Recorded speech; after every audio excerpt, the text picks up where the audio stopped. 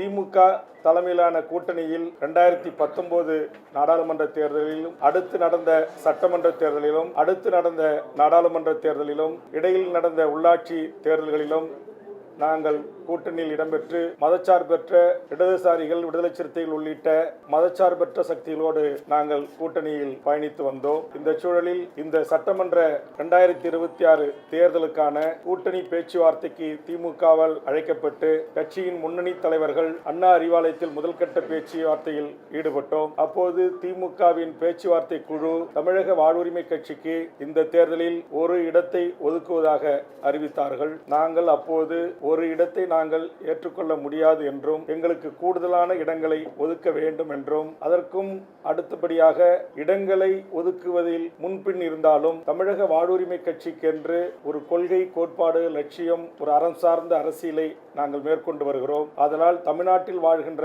கோடிக்கணக்கான தமிழ் மக்களின் உணர்வுகளும், தமிழ்நாட்டின் படித்த இளைஞர்களுடைய வேண்டுகோளும், உலகம் முழுவதும் வாழ்கின்ற புலம்பெயர்ந்து எமது ஈழ உறவுகளின் வேண்டுகோளையும் உள்ளடக்கி விவசாயிகள், மாணவர்கள், மீனவர்கள், தாய்மார்கள், பல்வேறு தரப்புகளின் கண்ணீரை துடைக்கின்ற கோரிக்கைகளான ஒரு 10 அம்ச கோரிக்கைகளை முன்வைத்து பேச்சுவார்த்தை குழுவுடன் வழங்கி இடங்களில் கூட எங்களுக்கு பிரச்சனை இல்லை, இந்த கோரிக்கைகளை உடனடியாக நிறைவேற்றி தருவதற்கு மாண்புமிகு தமிழ்நாடு முதலமைச்சர் அவர்கள் ஆவண செய்ய வேண்டும் என்று நான் வலியுறுத்தியிருந்தேன்.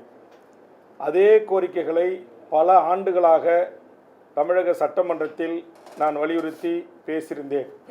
கவன ஈர்ப்பு, ஒத்திவைப்பு தீர்மானங்கள், நேரமில்லா நேரத்தில் அரசின் கவனத்தை ஈர்ப்பது போன்ற நடவடிக்கைகளில் ஈடுபட்டு அந்த கோரிக்கைகளுக்கான அழுத்தம் தருகின்ற வகையில் சென்னை சட்டமன்ற வளாகத்திற்கு வெளியே வந்து எனது அருமை பத்திரிகை ஊடக நண்பர்களின் சார்பாகவும் மாண்புமிகு முதலமைச்சருக்கும் தமிழக அரசுக்கும் நான் வேண்டுகோள் முன்வைத்தேன். ஆனால் தமிழ்நாடு அரசு, திராவிட முன்னேற்றக் கழக தலைமையிலான திமுக அரசு அந்த கோரிக்கைகளை குறித்து அவர்கள் சிறிதளவும் பொருள்படுத்தவில்லை.